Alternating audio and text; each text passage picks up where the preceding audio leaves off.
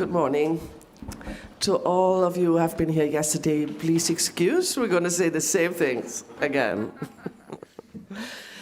Beginning of 2022, the Rijksakademie voor Beeldende Kunsten, Emily Pathik, the director, stands here, and he will say some words right after me, and the Hartwig Art Foundation decided to start a research project together fueled by mutual curiosity about how artists are working at a time of rapid technological change and to explore future possibilities and the impact of existing and upcoming technologies on our work and also on our institutions. With Leonardo Della Loggia, standing here, and Arthur Steiner from Memory Gems, we found great partners to conduct this project and its research, which we at least imagined to span until 24.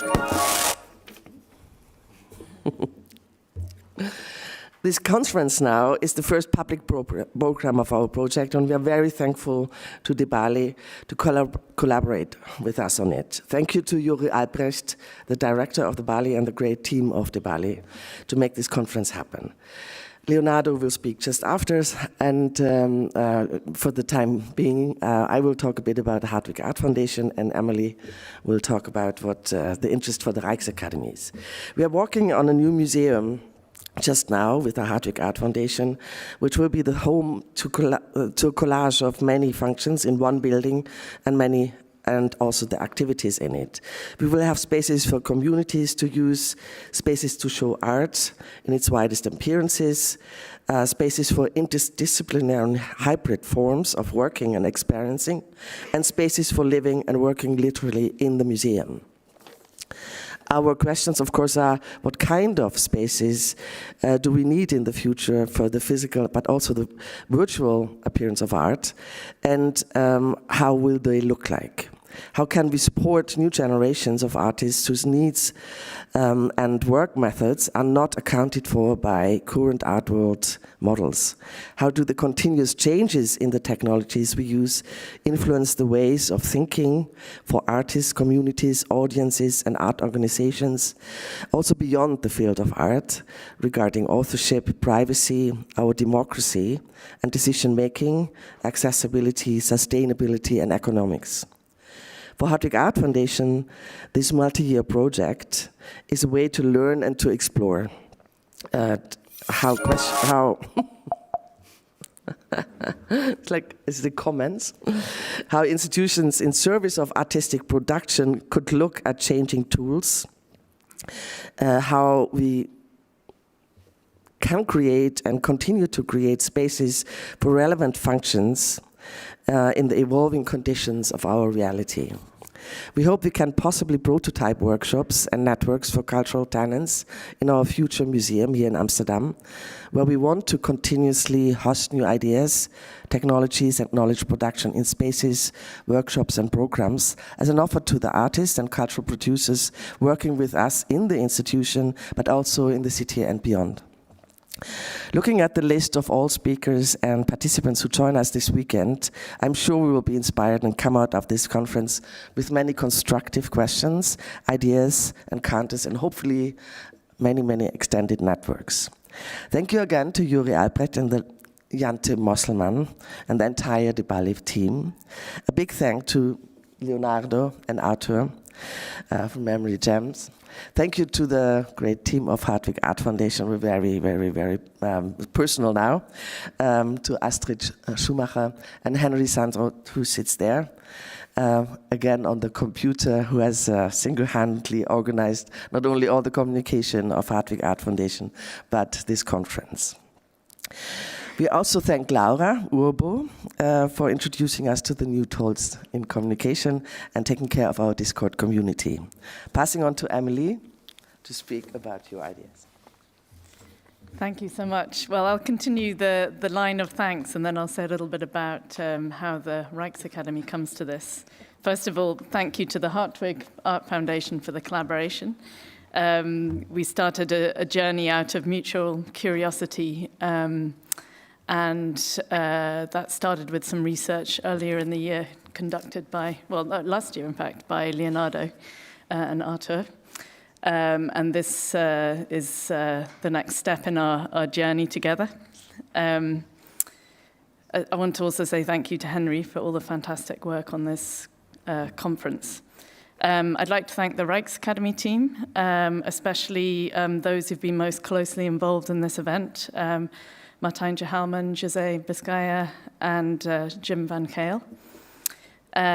Also, one of our alumni, Kevin Bray, who created the character for this conference, and Clara Lazier. Thank you so much for the graphic design.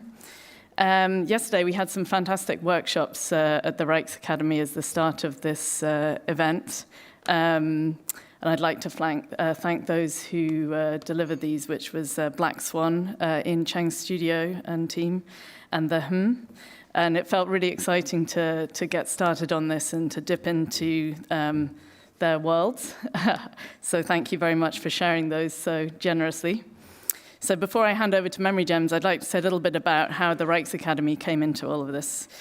The Rijksacademy, for those of you who don't know it, it's an artist in residence program here in Amsterdam, and we have up to 50 artists working in the building all year round, most of whom are here for 2-year residencies. We have a 150-year history, which has been focused on artistic development. We have a monumental building, 50 studios, a number of workshops, which range from the analog to the digital, and each is supported by technical specialists. So all year round, there's ongoing experimentation happening in our building, and this is also, artists are very much working between different disciplines, so moving often between analog and digital techniques. And we see a lot of new practices emerging through this, new ideas, visual languages, which are quite exploratory and cross-disciplinary. So that may range from artists coming in, working in ceramics and entering into the digital arena, or the other way around, artists who are painters, traveling also into new media. So it's always a really exciting place to see that type of exploratory approaches.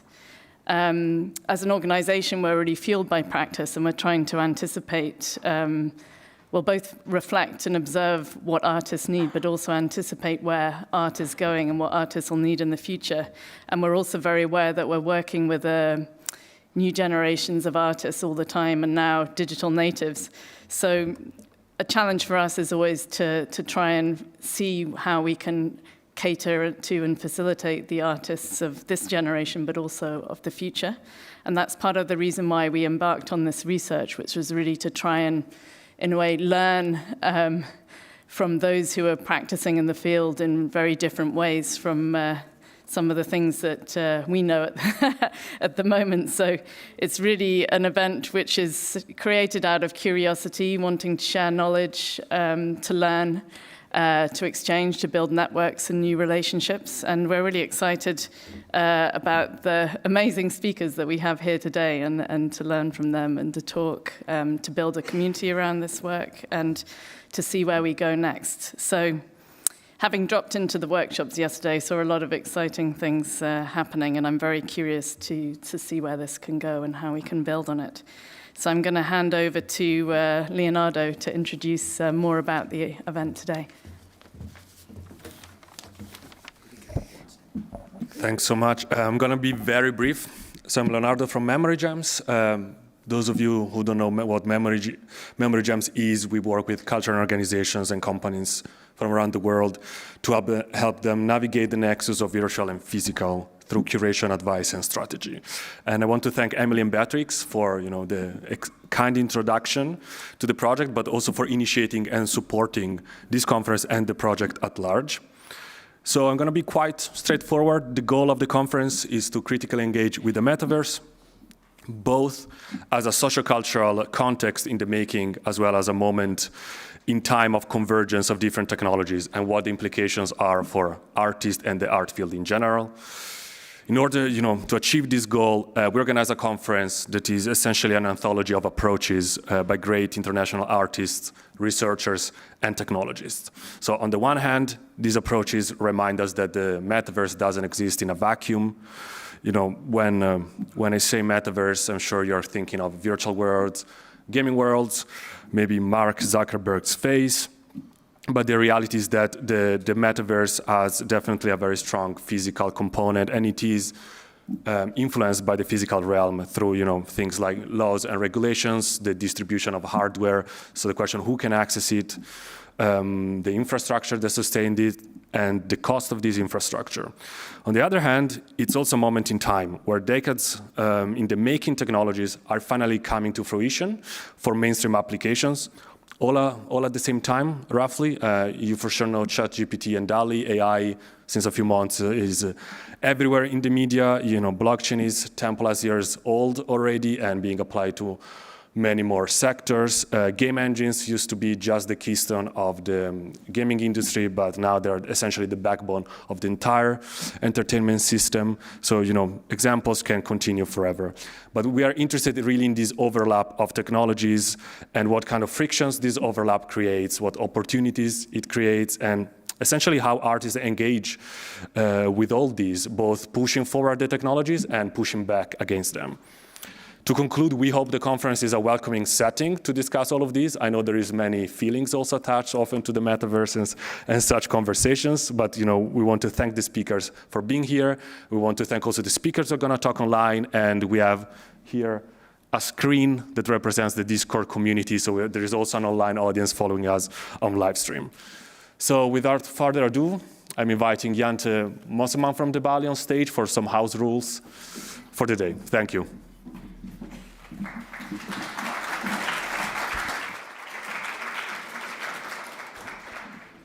Hi, my name is Iang Cheng and Mantegna. I'm a program editor here at the Balie, and I just have some practical things.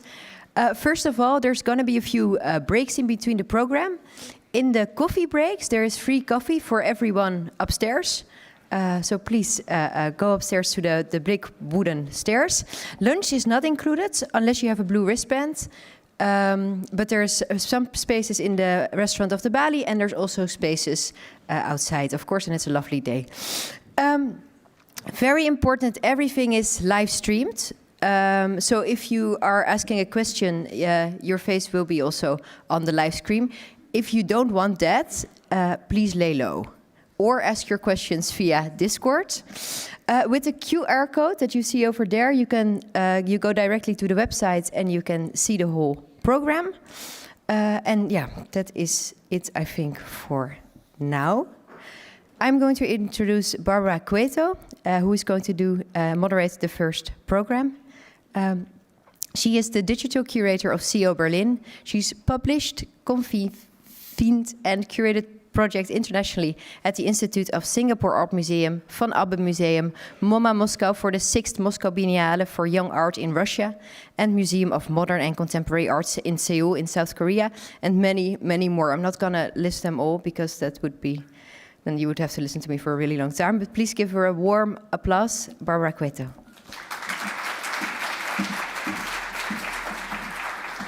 Hello.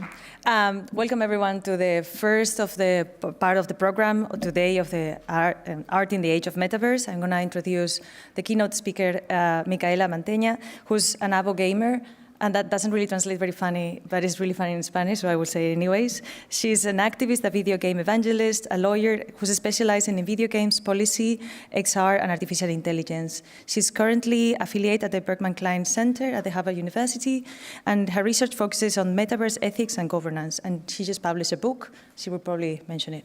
It's here. But yeah, please welcome her with a warm round of applause, please.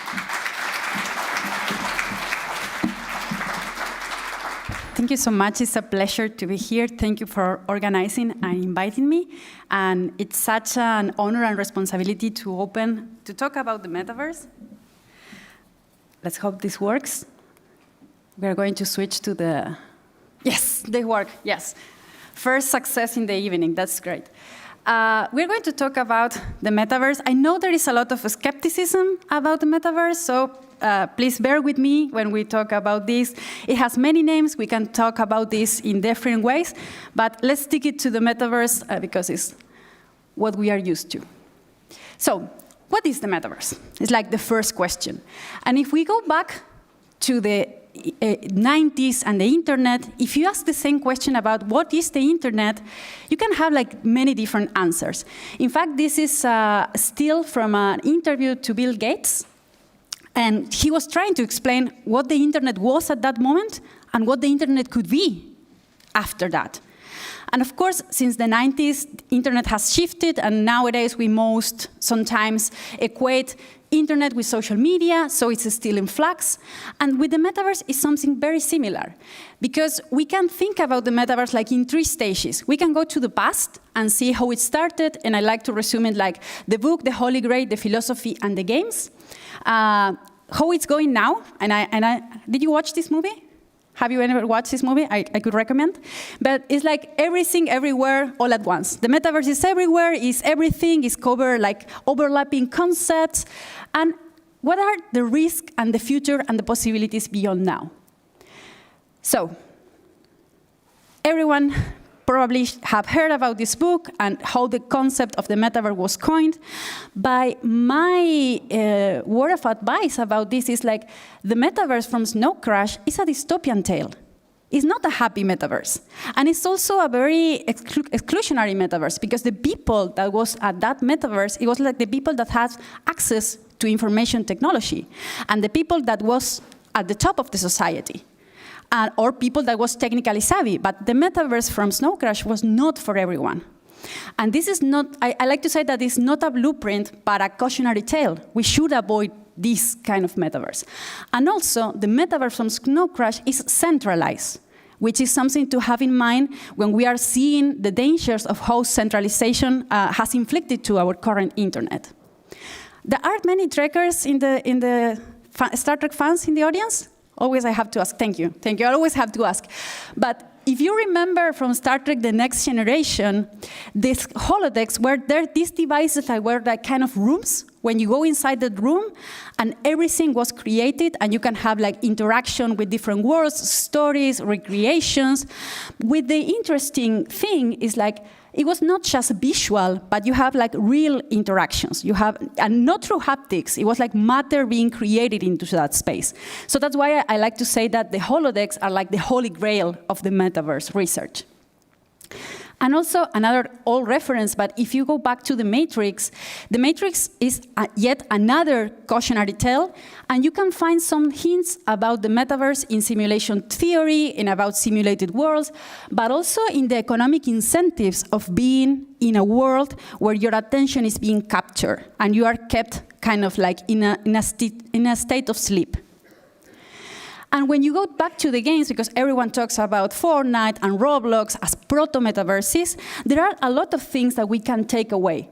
But for me, one question about the metaverse, because everyone is talking about this as actual metaverses today, but is what is the difference between metaverse and virtual worlds? Because people that has been in scholarship of video and gaming scholarship and game studies, we have been talking about video game worlds since forever. So how are they different from metaverse? It's like we are changing the worlds. And this is, bear with me, I like to think about the metaverse as a bunch of grapes. You know, like you have like this connected infrastructure, and every single grape is connected to the core of the bunch, but at the same time it's like a separate individual world. So for me, it's like we are talking about the metaverse, and we're going to talk more about this as a backbone connecting these worlds, but each world has its own individuality. So my definition of my work in progress definition is thinking about the metaverse as a high-dimensional cultural artifact. Because you cannot talk about the metaverse just talking about the technology and ignoring the social aspects of the metaverse. And you cannot talk about the different realities, because as Leonardo was saying, we need to talk about the physicalities of the metaverse, the aspects that are blending the tangible reality with the digital reality. And also, we are trying to replicate in this new world a huge array of human experiences. So when we are thinking about the metaverse, we are thinking about all these layers and all these dimensions, because we are going to see a convergence of technologies, a lot of artificial intelligence, an algorithm mediating the communications, but also, and we are going to talk a bit more about this, creating the content for the metaverse. But also we are talking spatial computing that allow us to manipulate objects in digital realities, the Internet of Things, and in the future, neurotechnology. That's why I think the exhibition from yesterday from the movie Life After Bob was so relevant, because we are going to enter in a cognitive Internet, in a network that is going to blend the informational networks from the digital world with the informational networks of the flesh world. And also, of course, it is blending social phenomena, because it has a lot coming from gaming environments, a lot of the narratives, the ways of communicating in gaming, but also is meshing with social media. So we're going to see this, and this is relevant for the business models of the metaverse, which are kind of like the contradictions. How the metaverse is going to be economically viable and sustainable. And we are going to talk a bit more about the realities and the emerging realities. But when we are thinking why the metaverse is considered like the next iteration of the internet, is because we're seeing this evolution of the internet, mixing platforms, but also mixing elements of gaming. When you're thinking about Fortnite, you start maybe thinking about a game, but it went a route where it developed as a social network, because it ended up connecting different people and not being just a place where you go to game, but a place you go to connect with your friends. So is this something else that is happening there? And at the same time, we have Discord, we have Twitch, communities that started like a social network, but starting to add gamification and gaming elements on top of that. So it's this blending and this merging frontiers. And we have this new layer that is made possible by spatial computing, and we are going from a flat internet, like a 2D internet, into a more immersive internet that brings a different language, because it's like, how are you going to find content in an internet that you don't have like a search bar and you text something? How are we going to navigate these new spaces? Are we going to resort to the same physicalities of the tangible world? How are we going to think about distance in a world that, by definition, has no distance? But the metaverse is much more than just going from 2D to 3D, because if we are talking about just 3D, maybe we're talking just, as the same with virtual worlds, we're talking about virtual reality, and that's not what the metaverse is. I like to talk about the reality gradient, because there is this separation that people kind of try to think about virtual reality and AR and XR as something really different from reality. And I put air quotes, because if there are gamers in the audience, we know that we form relationships and friendships, and we met partners, and we do a lot of things online that are real. So talking about digital realities as something different is not making justice of that. So it's not that we are living in reality and we transition into virtual reality, because I like to think about this, about like sorry, my English is a bit flurry. Spanish is my native language. The magic circle from Huizinga. So it's not that we step into a magic circle that is a new and different reality. It's like we are transitioned from one perception of reality to the other. So in one hand, we have like the physical reality that we can perceive with our senses, the tangible reality. But it's not that the metaverse is not going to be tangible, because we are going to have haptics, we are going to have things that are going to artificially replicate the senses that we have in the tangible reality. And it's not that in one moment you are in reality and then you are in AR and then you are in VR, because the transition is going to be gradual. There are going to be different devices and things that are going to overlap your senses. Sometimes your visual is going to be occluded. Maybe your hearing. Maybe you're going to start to have like tactile sensations. And the key component that for me is also interesting is the smell. How are we going to think about something that is so human and so basic as smell in these spaces? When I say the metaverse is far more complex than that, it's because we need to think about different layers of hardware and software coming together, content, protocols, that every single thing of this comes with own set of problems. because we need to think, and I'm from Latin America, so we know what it means to have like bad connection to the internet. How are we going to connect with bad bandwidth? Are we going to, and this is particularly difficult for women because headsets are not designed for women. They have the interpupillary distance. Thank you for, for nodding here in the audience, because that's true. They are not made for us. So are we going to enter the metaverse in different conditions, like a workspace, in different conditions from male or people in other parts of the world? So we are in disadvantage since the beginning, and we are replicating the same disadvantages that we know from this world and porting it into the other. So there are a lot of considerations that we need to think for an inclusive metaverse. So talking about the possibilities, the risk, and the contradictions, for me it's interesting, and particularly talking here about the art and the possibilities, is that we are seeing a moment in time where what we can call the abundance technologies, because we are seeing a lot of generative artificial intelligence that can create text, that can create images, that can create video, but at the same time we have something that can transform these digital objects into reality through 3D printing. And by essence, this is unlimited. It's limited by intellectual property or other means of artificial scarcity. But by essence, digital goods can be replicable without kind of cost. So why are we trying to recreate artificial scarcity in a medium that is per se not scarce? And that's why I like to think of the metaverse could be a post-scarcity utopia. But at the same time, thinking about how these systems can create huge amount of content accessible for everyone has winners and losers.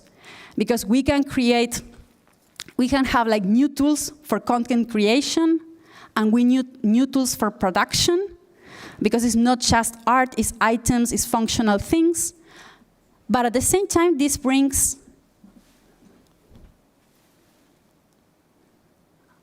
winners and losers. Sorry, I think I misclicked. Okay, we can continue from here. Going back to Star Trek, I like to think about these technologies of the replicators. If you remember from Star Trek, these were these machines that were able to create matter. Anything that you want, you can create it through a replicator. And that created a shift in society, because you end up having a post-scarcity society and post-scarcity economics. For those who remember Star Trek, there was no money involved in Star Trek. Because when you can have everything, which is the significance of money or the resignification of value in a post-scarcity society. And we might say we are at the brink of that, because we can think about the replication of digital objects at no cost or at low cost. But what are the winners and losers in this scheme? Because when we are thinking about like a true post-scarcity society, there was no one intermediating and getting the benefits from that or the value from that. But nowadays, when we think in this scheme of digital abundance and artificial scarcity, we have new intermediaries that are kind of gatekeeping the wealth created by these systems. So on one hand, we have digital abundance, but creating by all of these systems and platforms. And on the other hand, we have, why are we creating NFTs? And we had this conversation with Primavera, and I'm sure she's going to talk a lot more about this. But why are we trying to create digital scarcity? Are we assigning value not because of aesthetics, but just because of something that is scarce? So we need to become sincere about that. So the value comes from something not being beautiful or being aesthetically pleasant, but from being scarce.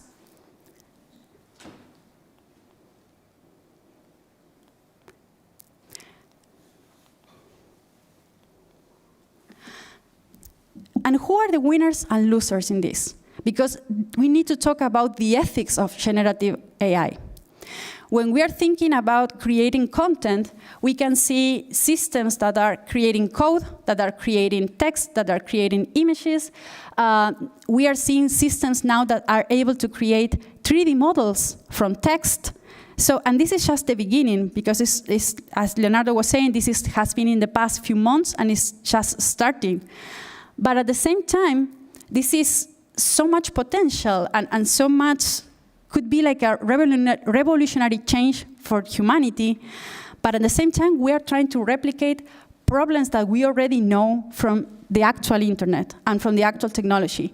And we are perpetuating capitalism in this new environment. So we can change the system, but we are trying to maim digital assets to recreate a scarcity and therefore perpetuate capitalism.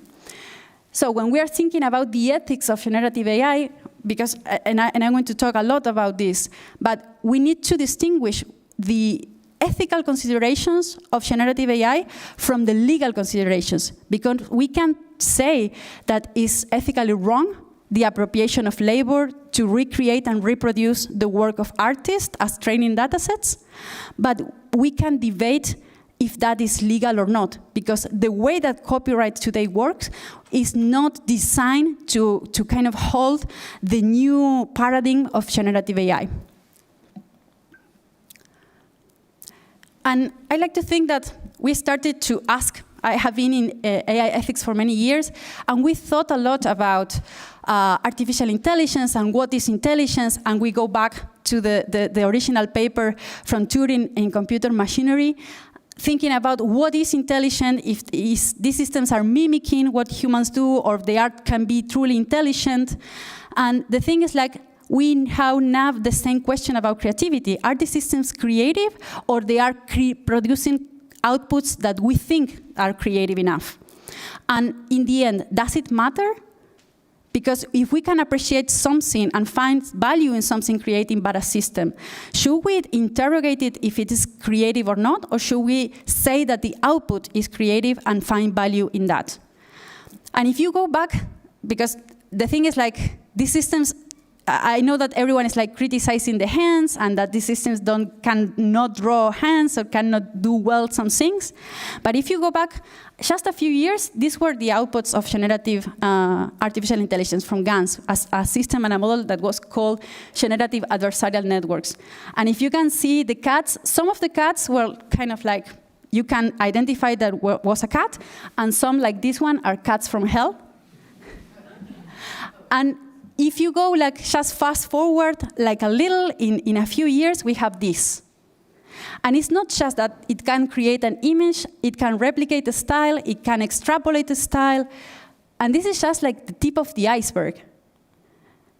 And also, it started to get more complicated when the system learned how to extract the features and reproduce styles or characteristics that are equivalent to some people or some person or some stylistic current.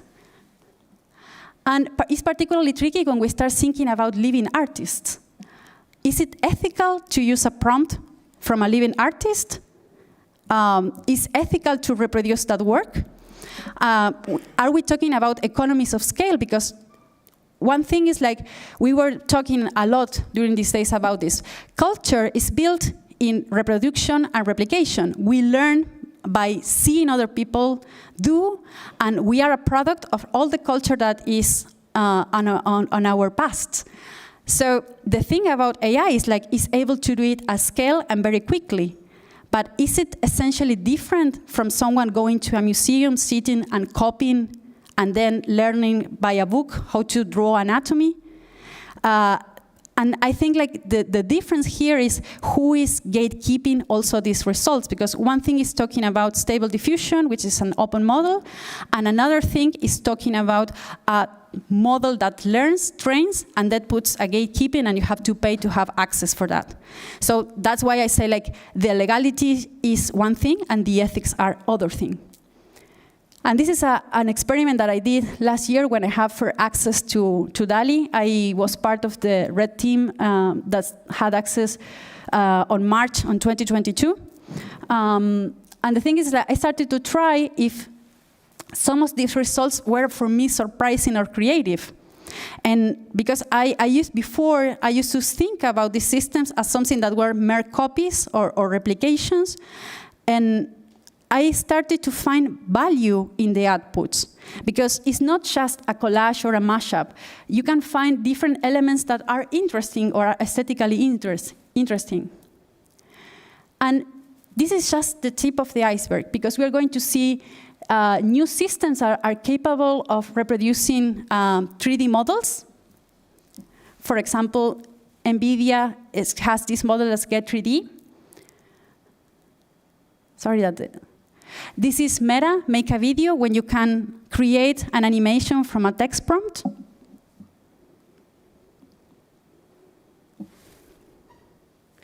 I keep pointing here, I don't know if it's here or there.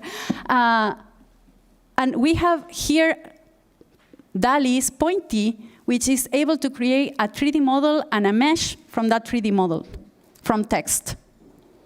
So this is like the infancy of these systems. And we were talking yesterday about some artists and the visceral reaction to these systems, like this is not art, and this is kind of like the same discussions or debates that people had in the moment about photography. It's like, this is a tool, or this is something that is an abomination, as Benicio del Toro said about AI art. And for me, there is a nugget to think about here, because if you think that if you have like this visceral reaction to something, it's maybe because you are afraid of it.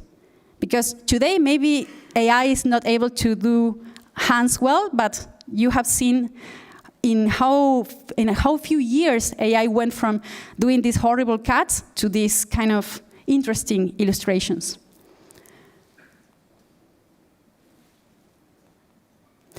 So I have some examples that also we need to talk about different models and the aesthetics of different models, because a same prompt, if you put it in different systems, is going to produce different results. Some of the results are more aesthetically pleasant. Some of the results are clearly biased because they are kind of appealing to a model of beauty, a model of seeing the world. And that's one of the problems of AI. And when we're thinking about generative adversarial networks, this is like a very simple model when you have two competing networks that were trying to do this informational war. One model was creating information, and the other trying to fool the discriminator into thinking that the information was real. And here we can see it better. Okay.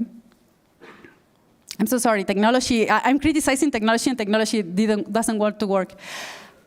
You have this feed when you feed real images into a discriminator, and at the same time, you have a generator that tries to create or mimic these images by learning the distribution of the data sets. So it tries to create images that are kind of similar to the ones that are real, but at the same time, not so different that it cannot fool the discriminator.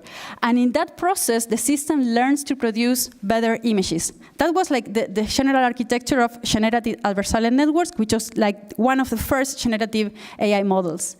But now we are moving into this space where we have diffusion models, which are a stack of techniques and algorithms that are producing really interesting results by learning about the latent space and learning about the distance between a text and a description of a text with an image. And this is something that is really important when we are talking about the legal aspects of AI, because what the systems are doing, they are not copying per se in the legal sense of the word. They are learning, like when you go to a museum and see something and learn the vocabulary and the semantics and the correlations. So if you have been following the lawsuits and the demands, this is like a crucial mistake on it, because they are not per se replicating and creating this condition for copyright infringement. I'm sorry, there is a lot of cats in my examples. Sorry for the dogs. I put one for the dogs here.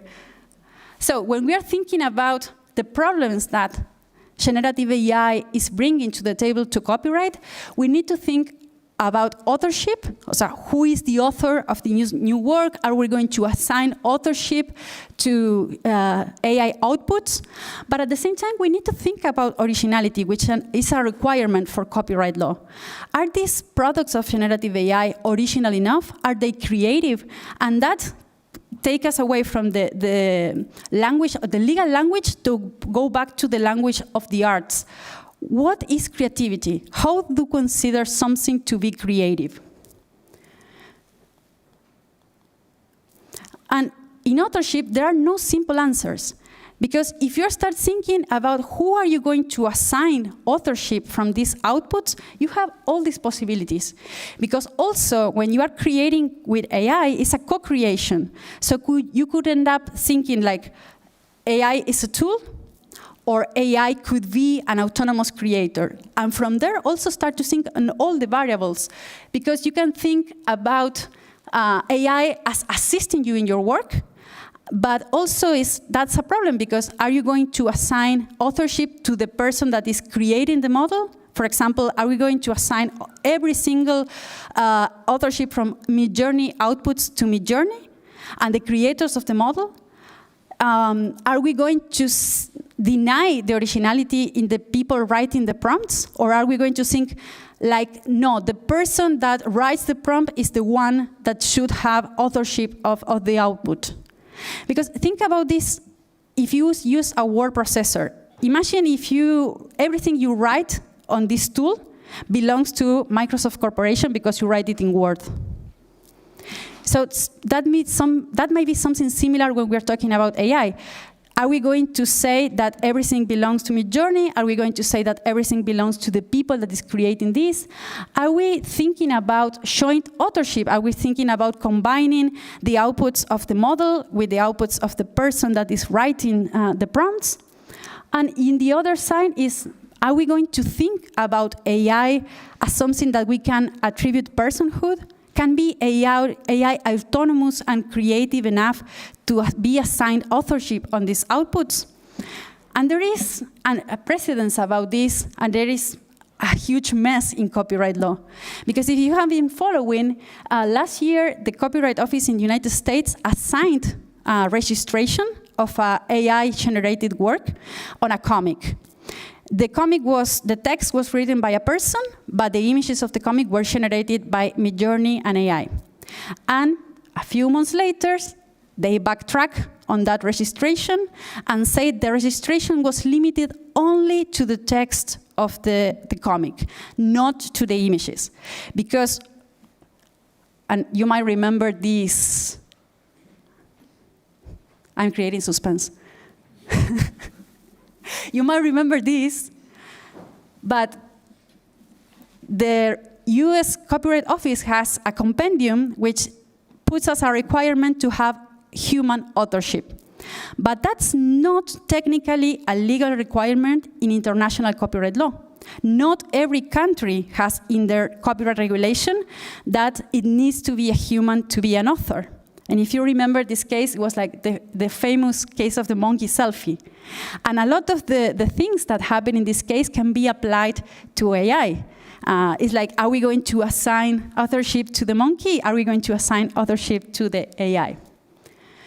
But the Copyright Office in the United States has this compendium that has over 1,000 pages long, and one of the requirements is to have a human author. So therefore, for this United States, you cannot have a registration on a copyright work. But, and it's always a but on copyright law, this is tricky because the registration in the office doesn't mean that you cannot have copyright. I know that it sounds crazy, but it's like a technical requirement from that office to register the work, but it doesn't mean on an international level that you cannot have copyright on the work because of the lack of human authorship. So I know it could be too much for copyright law on a Saturday morning, but what I want to say with this is the question is still open. It's not that we have these definitions and they are like there is a determination and there is like a clear path moving forward. There is a really convoluted, and there are arguments on both sides to consider about copyright law when it comes to AI-created outputs. And one thing that people is not talking is what is going to happen with the public domain. Because if we end up assigning rights to the outputs created by machines, imagine that you can create 4 images in 30 seconds. And if you start to multiply, and how many of you have been in the Midjourney Discord, for example? And did you see the images go by so quick? Imagine if we assign rights to every single image that was created. And imagine that my image start to look similar to the one that Leonardo did, so he can sue me for copyright infringement. This is going to be a mess. It's going to be a nightmare. So it's not a simple question to say, oh, we are going to assign copyright for this. And if you know about copyright law, you have like a standard minimum of 50 years of protection. And from that, you can have until 100 years of protection. So we're starting to do the math. Multiply the amount of images for the amount of years, and what is going to happen when these images start to look a lot like each other? We are going to be at risk because we will not be able to know if we can use that image legally or not. And the public domain is going to shrink, and the human creativity and the space open for human creativity is going to shrink. Because we are not going to be sure if we can do something or not. And also, for me, it's an interesting question, and this is something that I wanted to bring to the venue. It's like, why are we kind of doing this intervention and this separation of what has been created artificially from what has been created by a human when we cannot distinguish the results? If I put 2 images and people cannot tell it has been created by a human or a machine, should we artificially introduce a distinction between them? So we are moving from assigning value on originality to assign value in humanity. So we should reform copyright law to reflect that. We are not just talking about originality, we are talking about humanity or labor or time or talent or different things, but not about originality. And also, maybe, have you heard about the monkeys and the typewriter? Yes? The thing is like, there is a lot of randomness when we create, because the process of creation is thinking and exploring and going and backtracking and iterating. And does copyright law protect originality or randomness or creativity? And there is no clear distinction, because we cannot say that there is an equivalent between creativity and originality. And we need to think about also how to appreciate creativity. Are we thinking about the creative intention, or are we thinking about the appreciation in the audience? How are we going to judge creativity? Are we going to think about the criteria from Margaret Boden about exploration, creativity, combination? Is creativity something that's really, really new? Or are we thinking in terms about novelty, surprise, and value? So the question is really complex, because when you go to copyright law, it's like everything that is original can be copyrightable within certain parameters. But if you go deeper, you need to start asking these questions. Is it surprising? Is it valuable? Is it original? And also, we need to talk about the ethics behind this, because a lot of you might have heard about how are we living in this surveillance economy and this surveillance capitalism, where data extractivism is taking our information and creating a lot of assumptions about ourselves. And the same can be happening with generative AI, because we can put into a box copyrighted works and create something new from them. So we should consider this as derivative works, or there is something else happening in that box that can create original results. So to sum up, this is like the state at this moment of copyright law and generative AI. There is no clear answers. And anyone that is telling you that there is just one single answer to this is lying, because it's really, really complex when you go deeper. This is, I spent my last 5 years of my life researching this, and this is on my book for those who read Spanish.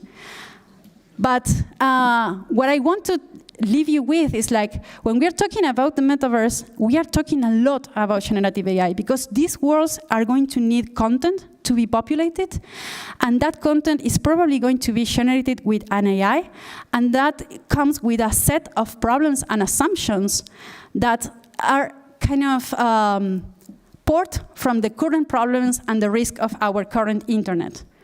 And when we are talking about the metaverse, you wanted to take a picture, I go back, no problem. Here you go. When we are talking about the metaverse, we are talking about even deeper, because we need to think about these risks. And the metaverse is going to be open? Is it going to be accessible for everyone? Or is it going to be more like Mark Zuckerberg's model of advertisement and data extractivism? And the thing is that, for me, the metaverse is an evolution of capitalism and a perfected form of capitalism, because it doesn't need supply chains.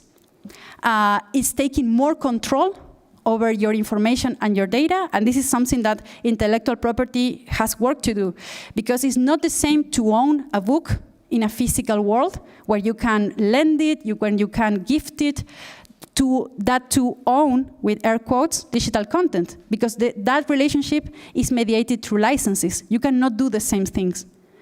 And are we entering a world where everything is going to be digital? So are we forfeiting these rights? Are we going to enter in a world where there is no ownership? Or are NFTs stepping into and creating a new type of ownership different from the one that we know from the tangible world? And this is something that for me is really concerning, because how are we going to pay for the metaverse?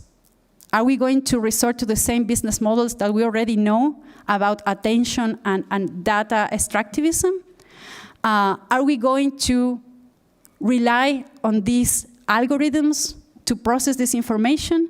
Imagine when you are walking in a metaverse and that is able to capture by your biometrics what you are looking, your reactions, the heart rate. You see someone that you like, you see something that you like, and the system knows that, and around the corner you see a person that is really, really similar to your crush trying to sell you something that it kind of appeals to you. So it's a very, very intimate model that is even more dangerous than the surveillance capitalism that we already know.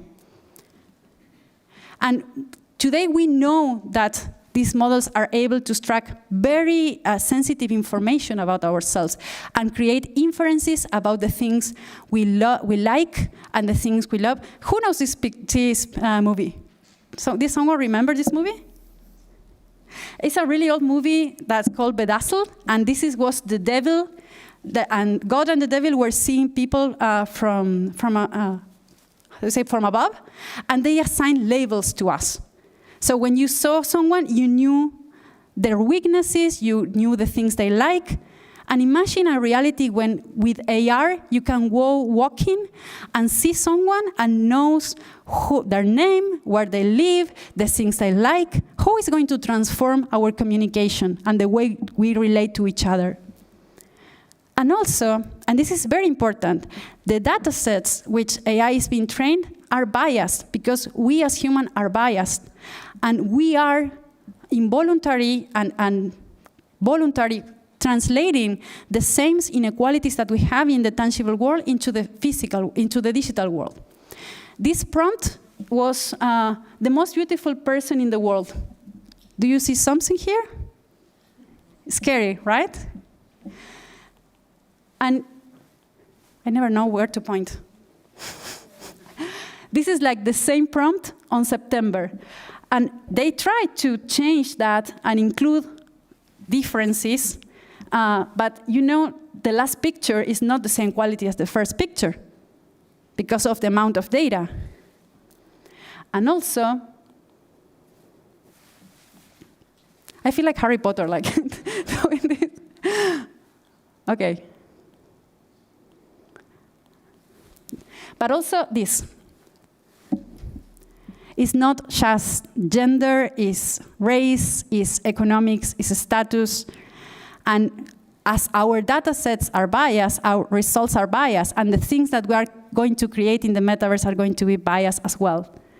It's like you see something between the rich family and the poor family. You see the differences? And it's even more scary when you start thinking about the amount of data these systems are extracting on our, as we were saying, our heartbeats, our saccades, the way we look at the world. And we are on the verge of having, and this is something I'm doing research, the future of interfaces. There are human trials being made on neurotechnology and brain-computer interfaces trying to mediate how we navigate these worlds by using this deployment of neurotechnological devices. So do you trust Elon Musk to put something in your head? Do you trust a company that is not going to be a bad use for that? Do you trust this company that sold you this device that in just 1 year is still going to work? And if you have been following the things that are happening with the Internet of Things, cars that has software on it that doesn't allow you, the last weeks, if you follow the news, there was this mother whose car was stolen, and they have like this network on the car that was able to track the car and find the car that had been stolen. And also in the car, when they took the car, there was a kid. And Volkswagen didn't want to find and locate that car because she hadn't paid the fee for that network, for that feature. And the thing is, like, we have, as Cory Doctorow says, all the worst things of surveillance, but none of the benefits. So if we are thinking about these things that are already happening today, about the Internet of Things and how do we relate to objects, how are we going to trust these companies to have something in our heads? So for me, the metaverse could become this capitalism of cognitive surveillance, a place where we are promised to be free, but in fact, we will end up paying for everything that we want to be there. And also, for me, it's interesting to think that we are kind of super focused on how we enter immersive experiences, but we are not thinking on how we go back from that experiences. How do you transition back, and what are the effects in our psyche as humans in going from a virtual world to going back to the quote-unquote reality? What is the aftermath and the aftercare and the rituals of aftercare that should we have when going back? And there is a lot more to talk about the contradictions and the internal tensions, because as we were seeing, there is like these two models, because we are thinking about Web3, we are thinking about decentralization, we are thinking about a web of possibilities, but at the same time, we have the same companies that are pushing the models that we already know from data, extractivism, and selling you things. So what is going to be? How are we going to create these new worlds? And for me, what is the role of humanity in this? Because when we are thinking, and going back to the start of the conversation, we were thinking about what's the difference between virtual worlds and the metaverse. And for me, it's going to be connection. Because a true metaverse is going to be achieved when you can navigate one world and going from one to the other seamlessly, and not relying on intermediaries or companies. And that's the true decentralized internet from the 90s, the dream from the 90s. But also, the connection between humans in these metaverses. Because if you go into a space that nobody is there and you cannot connect, there is essentially no difference between this metaverse and a static wallpaper. So we already ruined one internet, and we have now the chance to create something new and beautiful. And what I wanted to leave you with is like these questions. It's like when we are trying to develop an ethical metaverse, what is the purpose of that? Why are we creating the metaverse? Do we need it? So for me, it's like creation with intentions and purpose, creation with meaning, but also having in mind how it's going to impact our world, the sustainability of these solutions, and the impact, the ecological impact of the metaverse and these technologies. But also at the end, is talking about inclusion and how are we going to be as human in this new world. Thank you.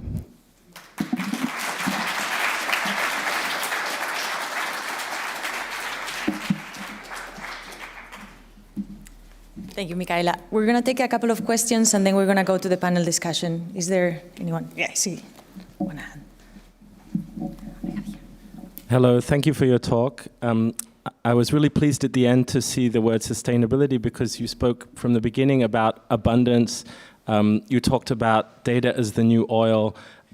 We talked about sort of escaping a sort of surveillance capitalist metaverse, but it seems to me that even if we escape a surveillance capitalist metaverse, we're still extracting from the environmental basis. And even in a sort of metaverse utopia in terms of an AR experience or whatever, it's still burning oil every time. So how does that figure into your concept of ethics and risk and all these terms that you brought in? Because it seemed to me missing from the diagram a lot of the time. Excuse me.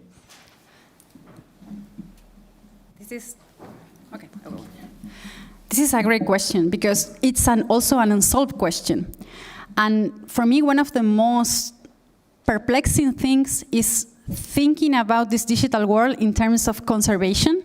I have seen a lot of initiatives that are, for example, the country of Tuvalu, that because of the rising waters is disappearing. They presented a project to kind of digitalize the country and upload it to the metaverse. That there were like the words of the minister. And it's like we are trying to solve a problem through techno-solutionism. At the same time, we are not kind of paying attention to the base of the problem, which is the cost of these systems. Because when we are talking about the cloud is not something that is in the air. The cloud are data systems and data centers in deserts that consume electricity, that consume resources. Large language models are super resource intensive. So this is not free in terms of the cost that we have to pay for the environment. And for me, it's an open question. And this is something that I love the technology behind blockchain, and I love the concept of NFTs because it can bring true ownership and it can change the game of copyright and licensing and, of digital items. But at the same time, I don't have like this ethical resolution on how can we solve this problem. Thanks. I would like to go back to your definition of the metaverse, because there are a lot of definitions, right? And a lot of speculation. Is it something new? Is it the cyberspace? Or is it an old thing made new with a new package? And you propose a very interesting definition, huh? This idea of the backbone, of the grapes held together by a single structure in different instances. And I think it's fair enough. It's a good definition. I was just wondering who is responsible then for that? I mean, how can you envision an open source or a freer metaverse while being the backbone of so many instances? Can it be done, or can we, or do we still need to rely on this mega corporation for that? I can give you like the optimistic answer and the realistic answer. My optimistic answer could be like it can be done, and it was like the dream of the pioneers of the internet in the 90s, and also something that I didn't mention, but when internet started and as a decentralized object and a decentralized technology and a distributed technology, they didn't have patents on it. And now we are seeing a lot of patents around this because we have hardware devices that can create choke points on how you connect, that can dictate how your experience is going to be if you are in a super expensive headset or you are in like the company standard headset that it gives you to connect to your metaverse work. And going back to the standards, we have people working on creating these standards because corporations have realized that for the metaverse to succeed, they need interoperability, they need content portability, because if not, we are still talking about these walled gardens models. And a lot of the big companies and big names in the game have kind of united into, for example, the Metaverse Standard Forum, and they're trying to create the protocols on this. But this is where I go from optimistic to realistic, is there is a lot of interest in this. Because as we were saying, it's like the new capitalism. If you go back to the Japan government report on the metaverse, they are clearly saying that is that they should prepare for the next wave of digital capitalism. They are not thinking about a metaverse as an open metaverse or as a public metaverse. They are thinking of it as the future of digital economies. And that's when I think maybe we are going to have interoperability and content portability, but it's going to be dictated by the economic needs and not by the ideals of the people creating this technology. And that's where I think like we are navigating, on one hand, the ideals of Web3 to reclaiming power from the internet, and on the other hand, these very powerful forces that trying to push us into a model of the metaverse that is just a continuation of data extractivism and data surveillance. Yes. Okay, legal question, of course. Yeah. So I think there is something fascinating to explore, and you mentioned it a little bit, but I just want to put the finger on it, which is this interconnection between digital scarcity and interoperability. And just to piggyback on what you just said, we have a problem of lack of interoperability. We do have a Trojan horse that will facilitate interoperability, and it is the world of NFTs, because the moment in which a virtual world starts adopting NFTs as a sign of ownership of an asset, that asset all of a sudden does not exist anymore on its own server. It exists on a third-party decentralized database that any other virtual world can plug into. And so without wanting it, you just want to monetize with NFTs, all of a sudden you are decentralizing yourself against your own will, which is great. Good job, Web3. The flip side of this, though, is that all of a sudden we have this whole new concept of virtual property and therefore artificial scarcity, which is fascinating from a legal perspective, because it is like, as you said, like you have like on the 2D world, you have content. Everything is content. When you get on the internet, everything you see is content and therefore copyright. When you get into the metaverse, which is 3D, whatever, all of a sudden it's not just content, it's object. There is now a conceptualization of engaging with an object, which is also incarnating a particular design and therefore also is content, but not only. It is also an asset. And so I can now purchase an NFT independently of the copyright of the NFT. I own a digital asset. And so all of a sudden, the way in which we can escape from the monopolistic, non-interoperable metaverse is by engaging into this new type of artificial scarcity, which is not based on copyright, but that is based on virtual property, which is a whole new can of forms that is opening up. And somehow the two are the two sides of the same coin. And while it is liberating on one hand, it is also enabling more propertization on the other hand. But, and I go back to, this is, for the audience, we had this conversation last night at dinner. So I go back to some of the points of that. There's a fantastic intervention, Primavera. For me, it's like, I question that distinction between content and object. Because at the end, what is the difference in how you manipulate an object in 3D from how you manipulate a digital book, for example? How do you interact with that? By reading, by moving from one page to another, from navigating that book. So in essence, you can argue that they are not that different. And for me, is when you think about property, is like, I understand your point of scarcity and coming from an artist background, but at the same time, that notion of scarcity is not native to digitality. Because digital assets are per essence infinite replication, able of infinite replication.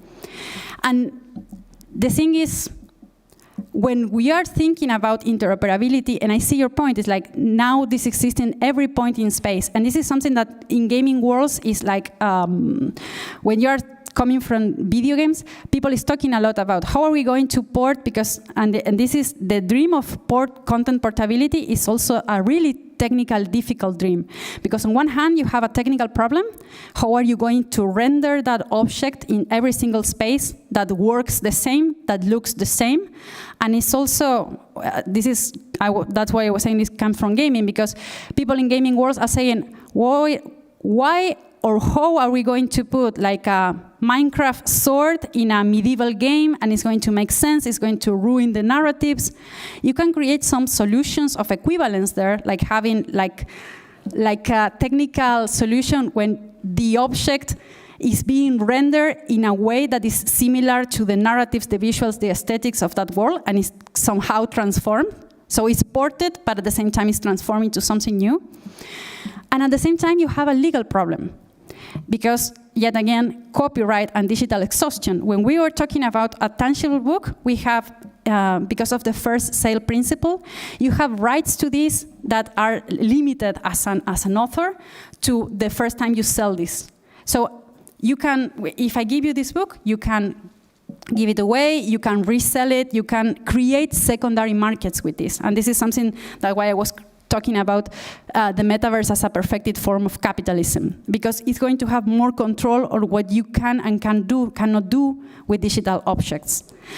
It could be done through NFTs assigning rights, and some of the companies are assigning rights on top of that, but they are assigning rights in a very weird manner, because copyright law and this is one of the problems with Yuga Labs' lawsuit, they are talking about trademarks like not copyright, because if you go back all to the beginning, to any single creation, intellectual creation that's original enough is going to be in terms of copyright.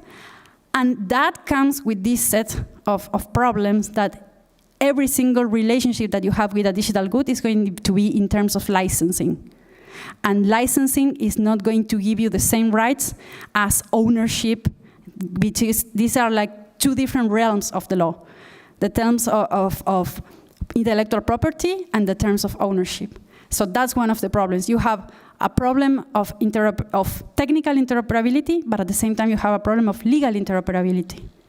And yet again, my apologies for talking a lot about copyright law on Saturday morning. I know it could be boring.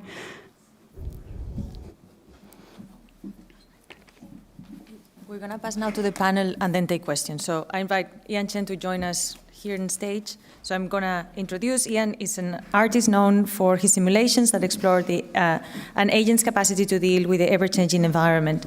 Yesterday we had the Dutch premiere of his new film, Life After Both, the Chalice study, and we're going to be, please.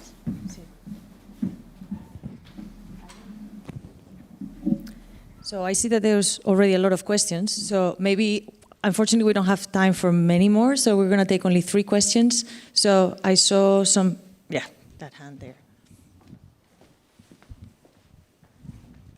Yeah, I had a question regarding artificial scarcity and abundance. I think that, well, the way I think about games generally is about forcing, in some way, or systems that force people to make choices around some sort of artificially scarce resource, be it time, monopoly points, or whatever you want. And I think that the conversation about interoperability, yes, it's about technical standards and the kind of aesthetic problems of importing Minecraft swords into a medieval game, but much more it's about the impossibility of interoperability between artificially scarce constructs within these games. If I import a sword from Minecraft that takes hundreds of hours to kind of find into another game, I undermine the artificial scarcity of that game and the kind of universe collapses. So how do you navigate the kind of contrast between the metaverse, being based on kind of games that are fundamentally based on the idea of artificial scarcity with the idea of abundance and the metaverse? It's interesting because for what I critique is not that I am saying like every needs to be abundance, but what I'm critiquing is like, why are we sinking straight to the point that we need to have artificial scarcity? Because scarcity is the base of our economic systems.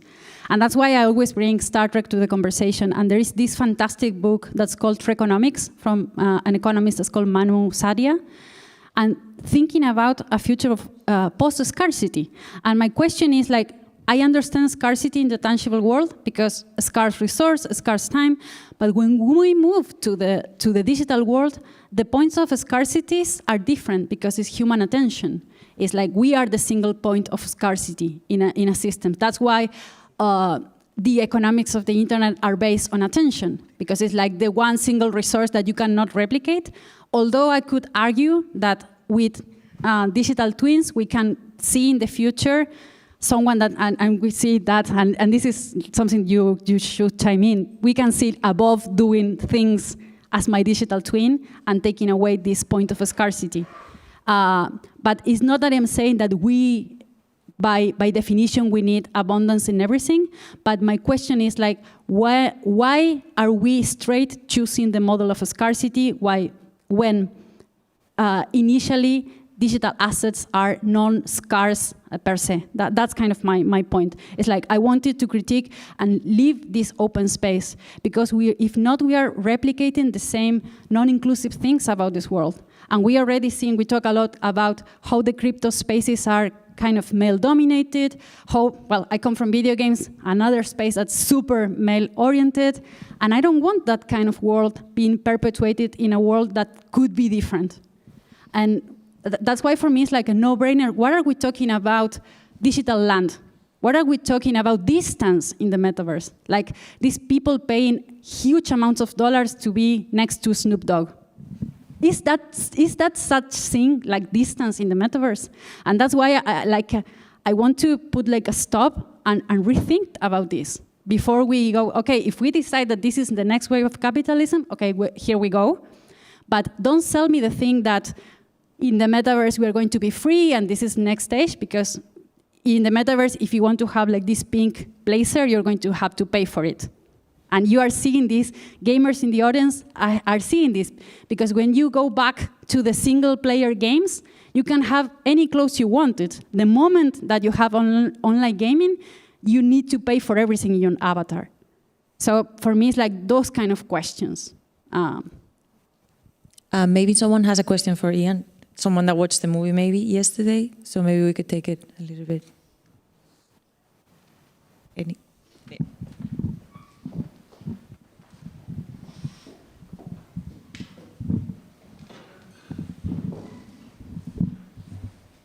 Well, yeah, also thanks, Micaela, for a really interesting talk. I maybe just to connect those two, Ian, do you see in what Micaela sketches as a kind of future, do you see any of that resonating with the world that you've created in Life After Bob? Maybe specifically with Bob as a focus point.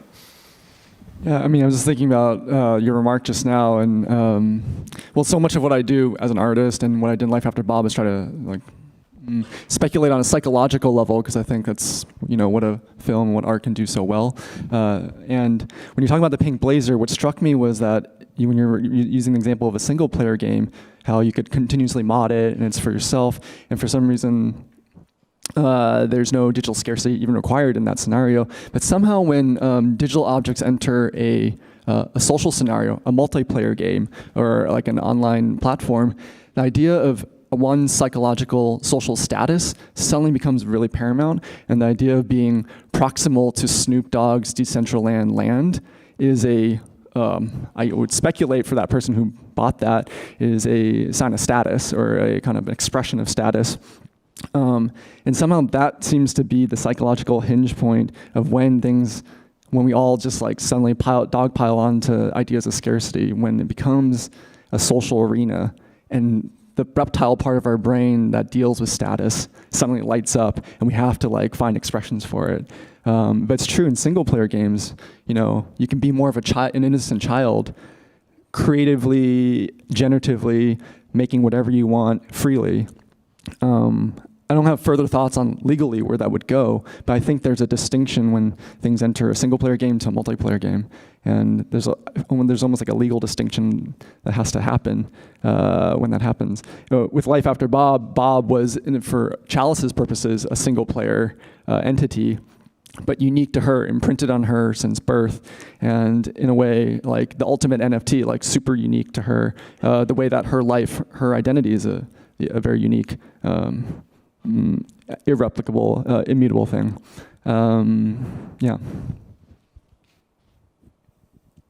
Is there any other question here or in Discord? Can't forget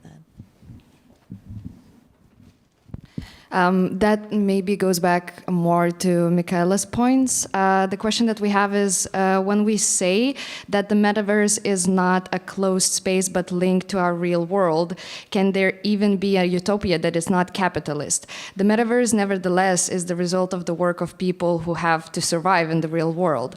So do we need ways for people to invest in the metaverse without experiencing real-world limitations when their investment is not capitalist or economic? And who has the resources to invest in such forms of it? That's a great question, because one of the things we are talking when thinking about the ethics of the metaverse is sustainability and viability of these models, and how are we going to design these models to be sustainable. And for me, these debates remind me of the discussions around AI and universal salaries around AI, because we are heading into a future where labor is going to be automated, and therefore there's a lot of things that we are not going to need human labor anymore. And there is a lot of debate about how are we going to distribute the wealth created by AI. Because, for example, there is a lot of people now driving cars and working as an Uber. What happens when you have autonomous cars and that car is owned by a person, and that person appropriates the wealth of a car that is 24/7 working? There is one person that's out of the market and one person that is gaining all that was going to be for that person. And what happens with that wealth, it buys a second car, a third car, and you start to kind of see this polarization. And there is an interesting book that's called Human Needs Do Not Apply. And the author was thinking about a society really polarized, when you have like these pharaohs of the elder Egypt, when you have like these monuments being created by human labor as a way to, well, it was slave labor to the point of the example, but we are seeing today this kind of ultra mega rich having like this massive yacht, and on the same time we are seeing people living under the poverty line. And it's interesting how we're going to reevaluate this. And this is why I think we should go to the solutions that are being tossed around in the space of AI, and thinking about universal salaries and redistribution, and how are we going to tax the wealth created by this. But this is really a complex problem, because when the moment that you mention tax and the moment that you mention social politics, mention social is going to be a political problem. So it's not a simple answer. I think we could fit another question.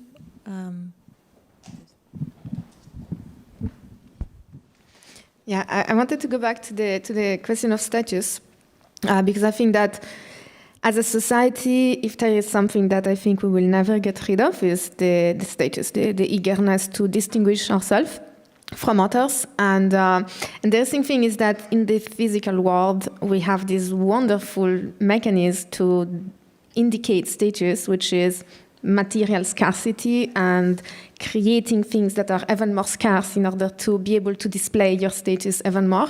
And then when we move into the metaverse, interestingly enough, because we do need to create status, and because theoretically there is no more scarcity, we are recreating artificial scarcity for the purpose of status. And I think the interesting question is, like, is it something, I do think status is inherent to our society and is not necessarily a negative thing. I think the question is then, is scarcity the only possible mean to generate some status-based behavior? Or, and maybe going back to Star Trek actually, is like, in Star Trek there is status, but status is actually about how much of an exploration are you engaging to. And so it feels like, because it's obvious and easy, the metaverse is replicating scarcity as a tool for status. And can we actually imagine a completely different ways in which actually scarcity is against status? Like, if you try to like exclude and conserve, then your status decrease. And actually, if you're producing, if you're into generativity, if you're into sharing, then all of a sudden you increase in status. And all of a sudden, then we can really leverage the digital abundance and still fulfill the intrinsic need that humans have for improving their status, but by completely changing what is the dominant strategy to achieve this status. I was thinking about status in Star Trek, and I think it's meritocratic because it's the respect that you have for what a person is doing. And I want to shift a question because it connects with Bob. It's like, is Bob scarce? Or how do you think about Bob? Bob could be replicated because when we were seeing the movie, it's like the learnings from Chalice were implanted in other person. But the idea of the corporation was like selling the model to everyone. It's going to be scarce. What is the IP status of Bob? Very unscarce. Everyone, like, there's characters that we didn't talk about that had multiple Bobs in their life, the way that you might have multiple iPhones. And they try a life with this one Bob. It's like going through a lot of therapists, or different gym coaches. Like, you just go through them, and you finally find the one that works for you. And maybe it's something more to do with how you've changed rather than how that particular therapist is suited for you. I had a question for you, actually, real quick. As an artist, I've been thinking about this a lot recently. There's kind of different tiers as an artist of art making. And when you first start as an artist, you're always trying to satisfy this basic, almost like need for beauty, like make something beautiful. Like as a little kid, I wanted to like draw really well. Like I want to replicate something. I want to mimic something really beautiful. And then later I thought, what if the more beautiful thing is like a structural beauty? What if you could say something with fewer words, like great poetry? You can talk about love in all these verbose ways, but you find one line of poetry and it says it all, and that replaces your notion of love in your mind with a much more efficient representation. You showed a lot of memes in your deck, and it's so useful because those are structural efficiencies. They're so beautiful. Memes are so beautiful because of structural efficiency, not because of beauty. And then as an artist, at a certain point, and I wonder if this is AI replicable. I became very interested in a certain tension. When I was making my work with simulations, I found that at a certain point, there wasn't enough tension in them. There wasn't enough inefficiency in the representation. I wanted to introduce more inefficiency. So I wanted to make a simulation that kept going and had inefficiency. And there was also not enough ugliness to put into tension what was beautiful, because beauty is quite easy. We see with Mid-Journey Stable Diffusion in all the image sets, it draws out beauty because it knows that's what we're naturally dopaminergically attracted to. But what's interesting in art, and what I think we crave in terms of interestingness and surprise, is the tension between ugliness and beauty, efficient representations and inefficient representations. The movie you mentioned, Everything Everywhere All at Once, is full of inefficient representations. It's by nature, Everything Everywhere All at Once. They show all these different lifetimes of Michelle Yeoh, and some of them are just so excessive they could have just been a line in the film, but we take the pleasure in seeing how inefficient this movie is, and it's the great pleasure of this film. And I'm wondering if that meta quality of putting those inefficiency and efficiency, ugliness and beauty in dialectic is something that an AI model can replicate. I mean, to date, I don't think I've seen it. I wonder if that's a more human quality in art. Do you know what I mean? Because it can hit the first level. It can probably make better memes than us at a certain point. I wonder if it can do this tension. I love what you were saying about memes, because for me, it's also beauty on them. And I like to think about them like our current age hieroglyphics, because you can convey an idea really quickly and you can port that idea about our common shared culture. And I was thinking about what you were saying on the beauty. Yesterday we were talking about the hands and how we can find beauty. I found really beautiful that AI cannot replicate hands. Or the eyes, no? The eyes. Weird eyes or hands that are like imperfect. That's the cool thing, I think. Yeah, the beauty in imperfection. And I was thinking, when I was doing research on the generative adversarial networks, I read a paper that was talking about created adversarial networks and was talking about the tension, because how do you find the sweet spot for the discriminator to kind of be fooled into that this is a real result or this is a AI generated result? Because the iteration of this network is like, I create something and I try to fool this second neural network.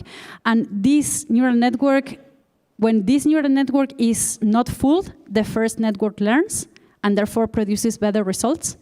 And how do you kind of put the weights on this distribution to create that? And I found a paper that was thinking about creative networks and the concept of repulsion. How art at some point needs to be novel, but not novel enough to be repulsive. And for me, it's like that's the beauty, because And also when you go back to the definitions of creativity from Margaret Boden, thinking about we can create in a space when we are creating iterative on the same. You have like iPhone 7, 9, 8, whatever. You can create by combining elements, but you also have this creativity that means a shift in the paradigms, something that is so groundbreaking that changed the way you see the world. And for me, that's the interesting thing, because as you were saying, my journey today is like piling up on beauty and that kind of representations. And for me, the more interesting things that the systems are producing are the ones that appeal to the little ghosts in the machines, the little imperfections, the little moments when the AI doesn't understand what you're trying to convey because they are quite literal, they don't understand context. And that's, for me, the interesting question. And I loved how you put memes as a structure, efficiency, and the beauty is in efficiency, because it appeals to our inner conceptions about what is beautiful, what is attractive, what is artistic, what is aesthetic. Do we find beauty in unicity? Do we have beauty in imperfection? And I think that was going to propel the medium forward, like finding these nuggets of surprising content, surprising art on this space. But I think you did answer the question very well. With an adversarial network, you could start to throttle one's tolerance for novelty. I know it's different for every person, but it's not like, it is quantifiable, perhaps. It's pretty crazy, scary. Oh. I think we have to close because we're a bit delayed, so I think this is going to be the end of this panel. Thank you so much for being here. There's going to be a coffee break, so that's upstairs, and we will start again in 10 minutes, I think. So yes, thank you.